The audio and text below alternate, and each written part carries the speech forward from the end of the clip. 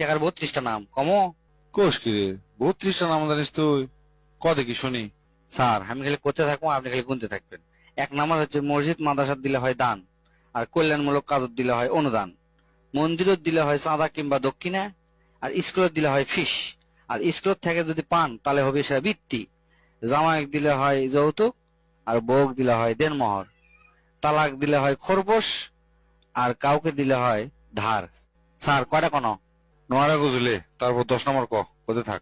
তারপর হচ্ছে ব্যাংকত থেকে নিলে হয় ঋণ, আদালতত দিলে হয় জরিমানা, সরকারক দিলে হয় কর, অবসরের পর যেটা পাওয়া যায় সেটা কয় পেনশন, অপহরণ করার পর যখন চাওয়া হয় সেটা হয় মুক্তিপণ, আর হোটেলের বয়ক যখন দিবেন তখন সেটা হয় টিপস, আর কর্মচারীক দিলে হয় বেতন, আর শ্রমিকক দিলে হয় মজুরি, বয়স্কক দিলে হয় ভাতা, অবৈধভাবে পাইলে হয় ঘুষ, আর অনুপ্রাণিত হয়ে দিলে হয় ভর্তুকি।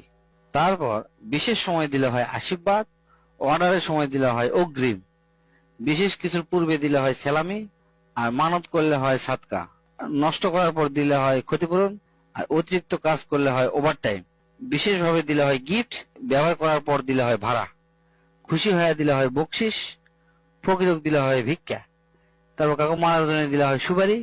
আর লাস্ট 32 নাম্বার হচ্ছে টাকা, মানে টাকারই যে নাম